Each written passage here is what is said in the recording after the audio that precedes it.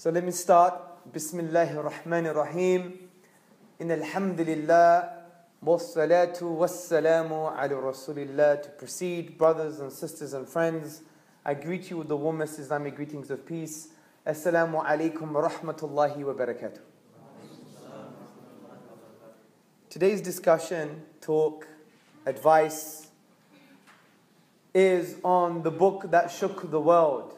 And of course, from an Islamic perspective, this is referring to the Quran. Muslims believe that the Quran is the eternal divine word of God, of Allah. And we believe this was revealed to Muhammad, upon whom be peace, in the 7th century Arabia. So we believe as Muslims that this book has been sent down for our guidance, the guidance of the whole of humanity. And we believe this book indeed shook the world. And I'm going to present to you an array of arguments or an array of perspectives on why I believe and why Muslims believe that this book actually shook the world. The first point I want to talk about is a historical point. Now, 1400 years ago, there was a man named Muhammad, upon whom be peace. And before he reached the age of 40, he was quite upset with his situation. What I mean by upset is that when he looked at the 7th century Meccan society, he wasn't happy with it. There was injustice, there was misogyny, there was oppression, there was economic oppression, there was an elitist society, there was the burying of the firstborn daughters alive, there was the mistreatment of orphans. So you could see that the picture being painted here was one of darkness. So Muhammad, upon whom be peace, he was not very happy with that situation. So what he used to do is retreat in a cave. And he used to ponder, reflect, meditate, and think about his internal reality and the external reality around him. After he reached the age of 40, and when he was in this cave, he heard a voice. What did he hear? He heard the words, Iqra, read, recite, proclaim. And the Prophet Muhammad, upon whom be peace, said, Ma ana biqari'in. I am not a reciter. I am not a reader. But the voice said again, Iqra. Iqra bismi rabbika alladhi khalaq. Read in the name of your Lord who created. So obviously Muhammad, upon whom be peace, being a human being, what did he do? He ran down the mountain, run out of the cave, and he went to his beloved wife Khadija, may Allah be pleased with her. And what did he say? Zammiluni, zammiluni, cover me, cover me. I fear for my nafs. I fear for myself. Because he thought he was going mad. Or he thought that there was something wrong happening to him. And what did his wife say? Khadija, may God be pleased with her. She said, no, God has not forsaken you. You're a good person. You take care of the orphans. You feed the poor. You're trustworthy. You bring people together. And this essentially was the beginning of Revelation. This amazing story. Every time I hear it, I still get excited. It's an amazing story, and this was the beginning of Revelation. But these first few words, Iqra bismi rabbika alladhi khalaq. Read in the name of your Lord who created. These first few words, brothers and sisters and friends, they form the basis of a book, the Quran, Al-Kitab, the book, Kitabullah, the book of God. It formed the basis of this book, which not only shook the world, but the way it structured itself in the Arabic language, really convinced the hearts and minds of the Arabs. Because Karen Armstrong, the popular historian, she says, if it wasn't for the new literary form of the Quran, if it wasn't for this new structuring of the Arabic language, Islam would have not taken root. And this is very important to understand. That the Arabic language in the Quran, the way it's structured, really convinced the hearts and minds of these Arabs. And this is why Karen Armstrong, she states, if it wasn't for this new literary structure, this new literary form, Islam would have not taken root. So the Quran convinced the Arabs of the time, intellectually and emotionally. It convinced the mind and it gave the heart some tranquility. So what happened was, now these Arabs who used to eat lizards, and they were almost an unknown civilization. The Persians didn't want to go and invade. It was too hot. The Romans, they thought they got nothing to gain. It was like the ashtray of the world. And these people were relatively primitive and backward. But look what the Quran did. Within 23 years, one man and one book, they actually spread the teachings of this book, which is essentially is peace, justice, and harmony, across the whole world.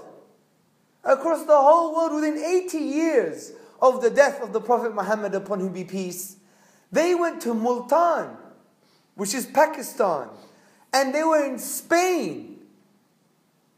And interestingly, it was 82 years after the death of the Prophet, upon him be peace, where they decided to fix the mosque of the Prophet. Which shows that Islam is not about buildings, it's about people of substance. So this Quran changed these people. And they took Islam from Spain to Pakistan to China. Why? Because you think they wanted people's blood? This old Orientalist cliche. You know, Muslims, they like the taste of non-Muslim blood. It's the gourmet blood. Right? This was wrong. You have an artistic French critic. His name is Jean-Jacques Levesque. He says people think that the Muslims took over the world because they wanted the blood of the infidel. But he said no, it's because they were inspired by this book. Not only to spread peace, justice, and harmony, but also they wanted to know what was beyond the horizons. Because doesn't the Quran say, and we shall show you our signs in the horizons and in themselves until they know that this is the truth? So when Islam spread as a result of this book, as a result of this unique literary form that inspired the Arabs, spreading this message of Islam around the world, look what they achieved. They indeed achieved peace, justice, and harmony. And this is not a crazy, mad mullah talking to you now. I'm going to quote you academic references from the Western tradition, not the Eastern tradition, to make you understand that this is what the Quran achieved as a result of inspiring a people. Take the Jews, for example. There's a Jewish historian called Amnon Cohen. He wrote the book, A World Within. It's actually a 2-volume book, A World Within. He collected 1,000 judicial records of the Ottoman period, the Uthmani Khilafah, the Ottoman Caliphate, the Islamic Empire, if you like. And he did an analysis, and he said, although the Jews and the Christians were free, they had judicial authority, they were free to go to their rabbis and their priests. But he states the majority of the time they wanted to go to the Qadi, which means the Islamic judge. because they knew justice and harmony was at the feet of Islam. This is why Professor Bullier from Columbia University, he asserts exactly the same thing. He says justice was meted out impartially, irrespective of religion, gender, social status, and other demographic variables. We have another Jew, Zion Zohar.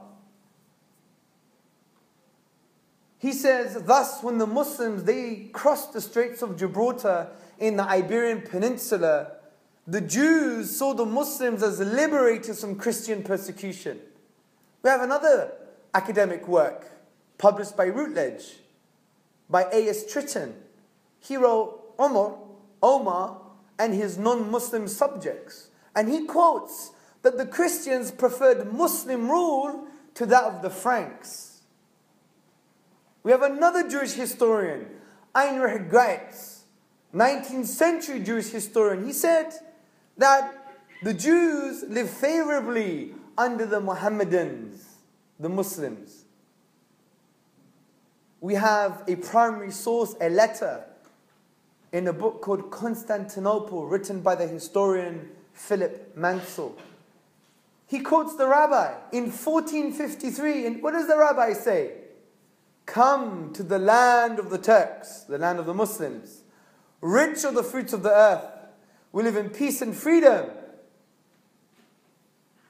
and we're not oppressed with heavy taxes. This was the reality of Islam, people. And you may think, oh, this was a historical accident. This is no historical accident. It's as a result of the values that inspired these people, and those values came from where? The Quran, Islam. And that's how the Quran shook the world. Because no one knew this type of justice before. No one knew this type of peace and convivencia, this coexistence, as Islamic Spain has been described. And that's why the Quran says 3 times, إِنَّ اللَّهَ يُحِبُّ الْمُقْسِطِينَ. Indeed, God loves the just. And we have an array of verses and prophetic traditions that talk about justice, fairness, impartiality. Take Islamic Spain as an example, as we're still discussing this historical element to our argument. Islamic Spain, when it was taken over by the Muslims, it created an unprecedented environment, where the academics call it a convivencia, which means a coexistence. And what happened is that you had Jews, Christians, Muslims, and other people living in harmony under a tranquility. And that tranquility facilitated all of them to look into the interconnecting principles of nature. And this is why Professor Thomas Arnold, in his book, A Preaching of Islam, he argues that if it wasn't for this convivencia, if it wasn't for this coexistence in Islamic Spain, you wouldn't have the milestone which facilitated European Renaissance. Not my words. Professor Thomas Arnold's. And if you never had the Renaissance, you wouldn't have the iPhone. You wouldn't have the iPad.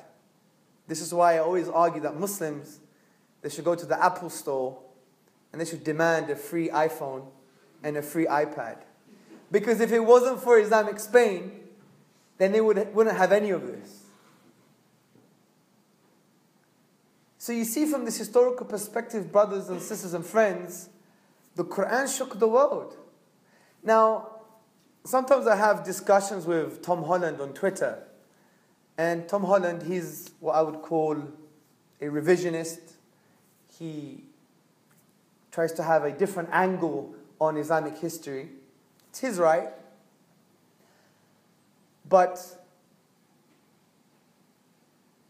he says that Europe wasn't influenced by the Quran. It didn't shake the world in the way that I think and others think.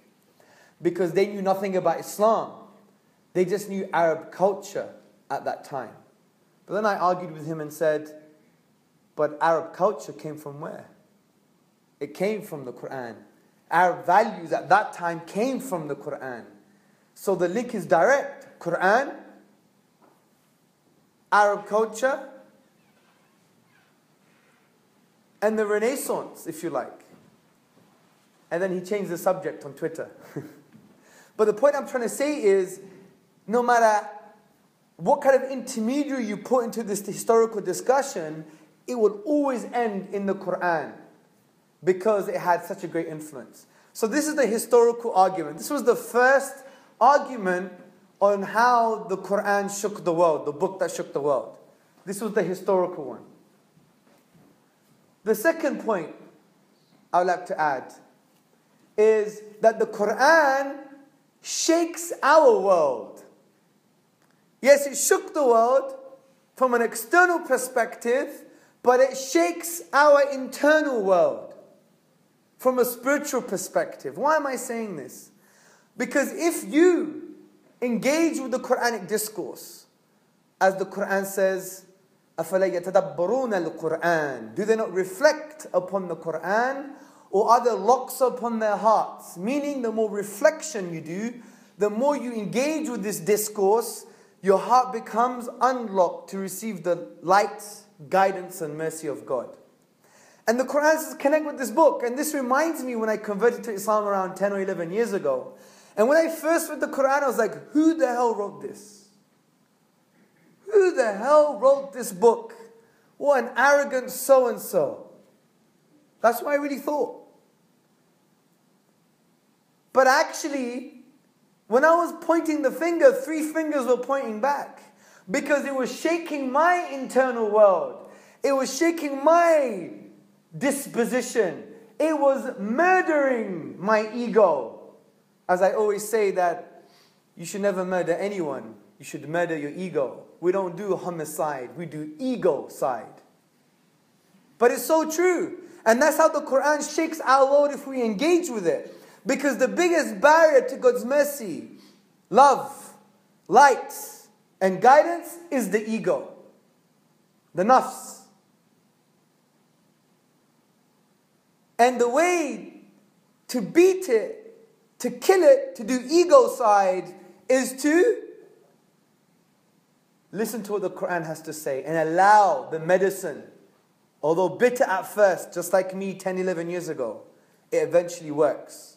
So how does the Quran shake the world? Shake our world, the ego world, in order for us to come closer to God. Well, it reminds us who we were first and foremost. Allah says we're a nutfa. Nutfatin min maniyin. We're like a drop of fluid from a semen, from a despised fluid. If you had that fluid on your hand at the moment, you'd be like, ugh. You want to wash it away. But God reminds you of your lowly beginning. This should be on your Facebook profile. Yeah. Semen should be on your Facebook profile because you were that junk. You were that junk and now you think you're someone special. That you could come late to my lecture. Joking. You think you're someone special. But you had these lowly beginnings. And you think you're independent and free and absolutely free. But who formed you from that? Who created you from that? Who sustained you from that? You know, there's a saying that we say in Hackney. I'm from the streets in Hackney originally in the 1980s. We would say, who made you from this? You idiots. Yeah?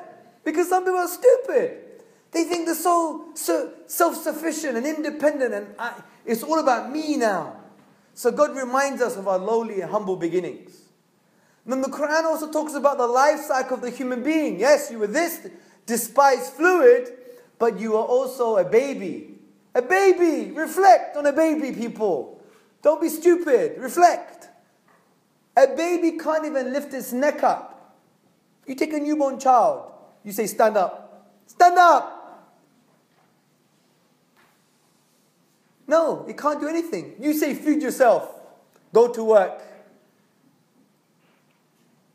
Babies can't feed themselves. You say to the baby, wipe your own backside. A baby can't wipe its own backside, can't lift its neck up, can't even feed itself. And that was you. That was me. But now we think we're the rude boy, yeah? We think we're someone like, strong and independent. As if we are who we are because of us, not because of anything outside of ourselves. This arrogance. And that's the medicine working. That's the Quranic medicine to shake the world, our internal world. And then the Quran also mentions كُلُّ نَفْسٍ دَائِقَةَ الْمَوْتِ. Every soul is going to taste death. You're going to taste it, bruv. You are. You're going to taste death. Death is inevitable. You will become worm buffet.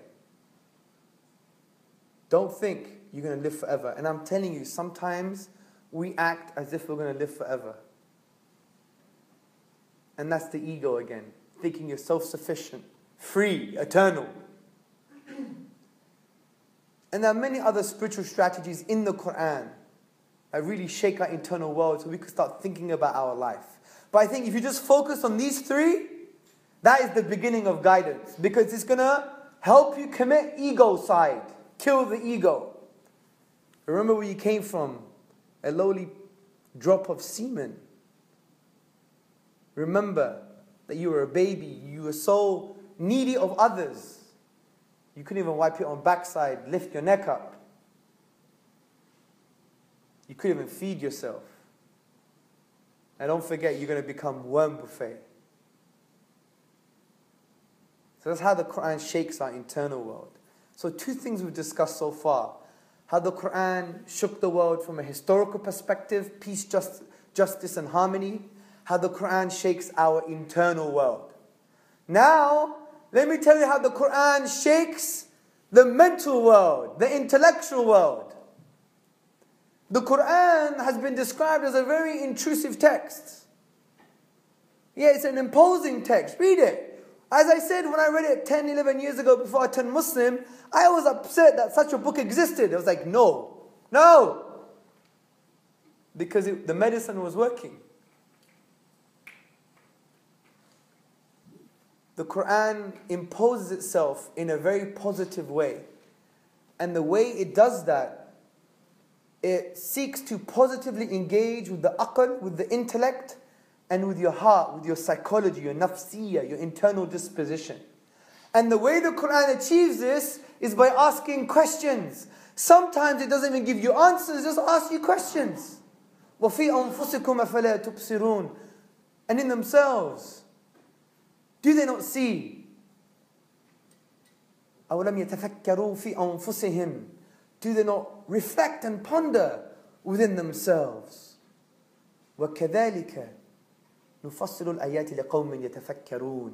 And thus do explain our signs in detail for those who reflect. The word يَتَفَكَّرُونَ comes from the triliteral stem فَكَرَى, which doesn't mean just reflect like a desert romantic, sitting back on the deck chair, looking at the stars, touching the sand, writing poetry to your beloved and sipping a glass of milk. Just to make it Islamic, because we don't drink.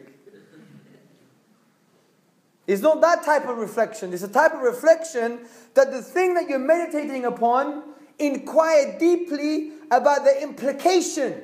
What does it mean that there's a beginning to the universe? Don't stop there. You know there's a beginning, but what does it mean? What does it mean that you have internal subconscious experiences? You know you have them, but what does it mean? And the ultimate answer is that there is a divine reality that deserves to be worshipped. But the Quran not only makes you think, but it goes further than this. It challenges mankind with regards to its authorship. Challenge, intellectual challenge. Not believe in me because I said so. Not believe in me because just have faith. We don't have a concept of faith in Islam. It's called iman, which comes from the root word to feel secure, not insecure. Just have faith. Just close your eyes and take the next step. No. We have security in our belief. And the Quran challenges us. In the 2nd chapter, verse 23. وَإِن كُنْتُمْ فِي رَيْبٍ مِّمَّا نَزَلْنَا عَلَىٰ عَبْدِنَا فَأْتُوا بِسُورَةٍ مِّن مِّثْلِهِ وَادْعُوا شُهَدَاءَكُم مِّن دُونِ اللَّهِ إِن كُنْتُمْ صَادِقِينَ. And if you're in doubt about this book we have sent down to our servant, referring to the Prophet Muhammad sallallahu alaihi wasallam, upon whom be peace, then bring one chapter like it and call on your witnesses and your supporters besides God if you're truthful in your claim. This is not empty rhetoric. It's not sophistry. It's profound. It's saying, go on. You don't believe this is from the divine reality? Go for it. Challenge me. What a bold claim. Now this opens an array of arguments to show the miraculous nature of the Quran. But I just want to focus on one. And to start, I want to talk about Greece. Who's been to Greece before? Only one person. You're not allowed to engage in this discussion, just for now. So most of you haven't been to Greece, my home country.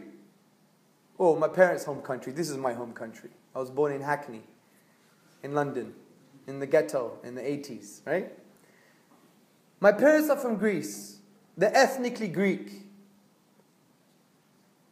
Which really proves God exists, because how can someone looking Pakistani come from Greek parents? It must be a miracle. So I'm walking proof of God's existence because it's a miracle. You're like a Pakistani, mate. Yeah? Anyway, who believes Greece exists? Put your hand up. You are the most laziest students, man. Look what one sister did, right? Yeah, I mean, come on, let's just be passionate here. I'm trying to wake you guys up. So everybody believes Greece exists, right? Prove to me exists. Prove to me. I want evidence. Prove to me Greece exists. Just throw out anything that comes to your mind. Google Maps. Good. If I gave you 2015 version of Google Maps, and you saw an island the shape of a diamond in the Pacific Ocean, and it said, this is the island of Fufula, would you believe Google Maps? Yes. That's because you're brainwashed and stupid. No offense, bro. But this is the point. Just because you have a map telling you that something exists, how is that proof? Empirical proof. It's just testimony. You're believing the say-so of others. So I want proof. Give me proof that Greece exists. You saw it on TV. So if I showed you talking monkeys on TV, you believe there's talking monkeys. That's still testimonial. That's not your empirical evidence. You have to believe that, by the way, this is a TV show in Greece. You just believed his testimony. Let's go to Greece. Okay, have you been there? No, but you believe in Greece now. You're starting to doubt it, exactly. I want proof, people. Where is the proof? In the history. So someone wrote a book. So if I write a book that all Bengalis are from Venus, does it mean Bengalis are from Venus? Yes. Some brother said yes. He must be Bengali then. Right? Do you see my point? Do you get my point, guys? So where's your proof? But you believe in it to be true. The reason we believe it to be true is because there is a valid source of knowledge called testimony. If you study philosophy, study epistemology, which is the study of knowledge, you see there are some sources of knowledge. One of them include testimony, the say-so of others. But this testimony has to be authentic and valid. The reason I believe Greece exists, okay, yes, I've been there before, but say I didn't, is because so many different people that never met each other have claimed to have gone to Greece and they have experienced the same kind of things. Now, to claim they're all wrong is to claim a mass conspiracy. So testimony, the say-so of others, if it's authentic and valid, is a valid source of knowledge. Now you may think, why on earth is Hamza talking about Greece, but he's supposed to be talking about the Quran? Well, here's the link, bruv. The link is this. If you walk out of this room rejecting the Quran, it's equivalent of rejecting the existence of Greece. Put that in your pipe and smoke it. Let me tell you why. Because there is authentic and valid testimony that no one has been able to successfully reproduce the structural arrangement and features and nature of the Arabic language in the Quran. This is authentic and valid testimony. And you don't have to know anything about the Arabic language. You don't even need to know what it looks like. So if this is an authentic and valid testimony, then we could draw 4 logical conclusions. Number 1, it came from an Arab. Number 2, it came from a non-Arab. Number 3, it came from the Prophet Muhammad, upon whom be peace. Number 4, it came from God. Let's discuss these together. Could it have come from an Arab? Well, this is impossible. Because the best Arabs that are expressing themselves in the Arabic tongue, that were defined as Arabic linguists par excellence, the 7th century Arab, they failed to reproduce the Quran. They failed to reproduce its inimitable features, its features that cannot be matched from a linguistic and literary perspective. This is why even the best poet of the time, Walid ibn al-Mughira, he says, by God, this can't come from a human being. I'm the best at expressing themselves in the Arabic tongue, but sorry, I can't do it. They failed. And there's a historical precedence for this, as the Arab historian Ibn Rashid, he states that there was a socialization that encouraged linguistic excellence. As he quotes, that the Arabs would celebrate 2 things in the 7th century Arabia. Number 1, the birth of a boy. Number 2, when a poet rose amongst them. Now you may think, well, surely some Arabs have attempted to challenge the Quran. That's true, but they failed. For example, one failure is in the works of Musaylima, the liar, he was known, because he was like a false prophet claiming prophethood. And he would recite some type of poetry and prose, like, Ya wabar, oh wabar, which is like this furry animal that does digging in the sand. And many commentators like Ibn Kathir and Al-Baqilani and many others have deconstructed his work and says, this is nothing compared to the Quran. But that's a technical point. Now someone may argue, what about today's Arab? Today's Arab. Well, think about this. Think about this principle. If the people of speciality failed, then how can the people of non-speciality succeed? Right?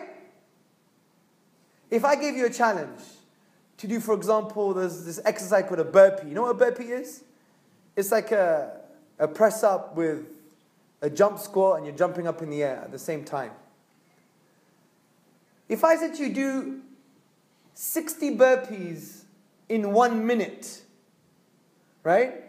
And I challenged the best athletes of the world, and they couldn't do it, it would be a very poor argument to say, well, I reckon some obese people in Texas could do it. Right?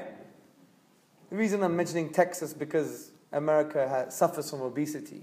Not the whole of America, obviously, but there's a crisis. I think Qatar just recently beat the Americans on obesity. The Qataris, yeah.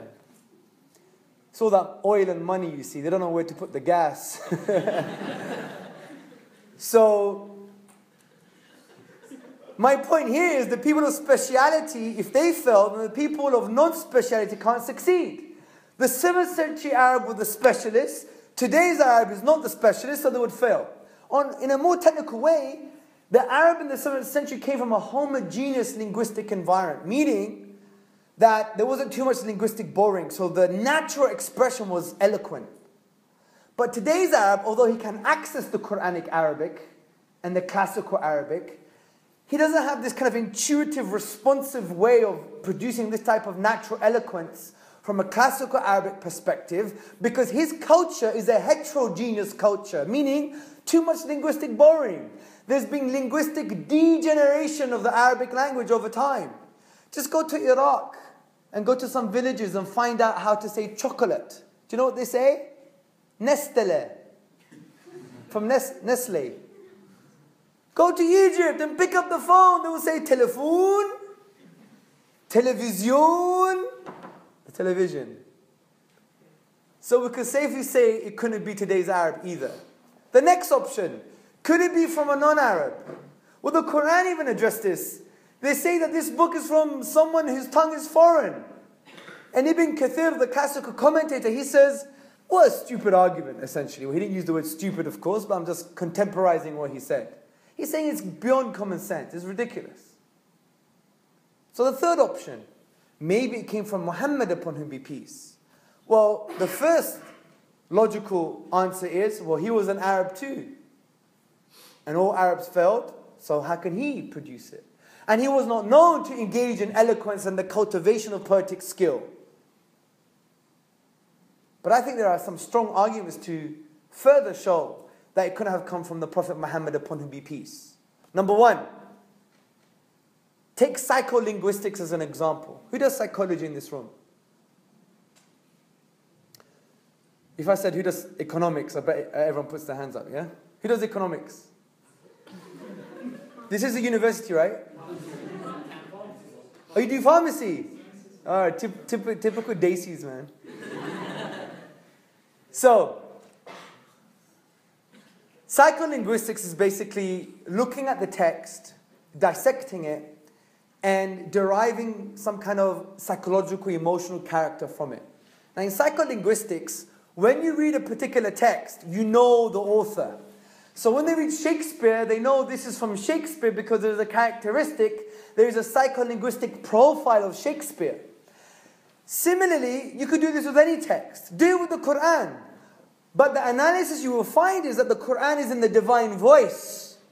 This is almost psycholinguistically impossible because the Prophet Muhammad, upon him be peace, suffered a 23-year prophetic career of an emotional roller coaster. His children passed away, his wife passed away, he was stoned by children for hours in a city in Arabia, in a town in Arabia. He was boycotted, abused, tortured. His beloved companions were tortured. He engaged in warfare. But none of those emotions are found in the Quranic discourse from a psycholinguistic perspective. Another argument that can't come from Muhammad, upon whom be peace, is that, think about it. Every human expression, if you have the blueprint, you should be able to reproduce it. Take this piece of artwork as an example. If you have the blueprint, you could replicate it. And we know this with the works of Picasso. There are so many replicas of Picasso. As long as they have the original with them, they could see it. They know the brush strokes, the texture, the canvas, the materials used. They can emulate it. Every human expression is like that. But the Quran, its blueprint is alive and well 1400 years on today. But we can't use that blueprint to emulate it or reproduce it. It's inimitable, matchless. Therefore, it can't be human expression. Because every human expression, if you have the blueprint today, you should be able to emulate it or challenge it. So from this perspective, it couldn't have come from Muhammad, upon whom be peace. Therefore, it must have come from God. You see how simple that is? And if you reject this today, it's like rejecting that China exists. Because it's based on authentic and valid testimony and you're just drawing logical conclusions. Make sense? So brothers and sisters and friends, In these 40 minutes, I've discussed 3 things on how the Quran shook the world. And there are many more things to discuss. We could be here for 12 hours. But I don't want to bore you to death. And we should engage in some question and answers. The first point was the historical point, argument. That the Quran indeed shook the world with regards to peace, justice and harmony. The second point was it shakes the internal world. It allows you and facilitates ego side, to kill the ego. And we discuss what Quranic strategies are in the Quran that help us do that so we could receive the light and guidance and mercy of God. And the final point, that it shakes our intellect. It shook the minds of man because no one can challenge it. And also, if you reject it, it's like rejecting the existence of China. And I would even argue it's like rejecting your mother gave birth to you. Because you don't have any physical evidence that she really gave birth to you. And don't even say you got a DNA certificate in your bedroom. You don't, but you still believe she gave birth to you. And you have only 3 testimonies. Your father, the midwife, and your mother. And 2 of them you don't really trust. The midwife and your father. Do you see my point? So if you reject this testimony, which is authentic and valid, then it's like rejecting your own mother's. So if you reject this book, call your mom and be honest. Have integrity and say, Mom, I've just rejected the Quran, so I have to reject that you gave birth to me. May God bless you guys. I'm ending it here. I've enjoyed myself, as you can tell. And let's continue the question and answers with the Islamic ethic, where the Prophet Muhammad sallallahu alaihi wasallam said, the cure to ignorance is to ask and learn. In this light, let's proceed. Assalamu alaikum wa rahmatullah.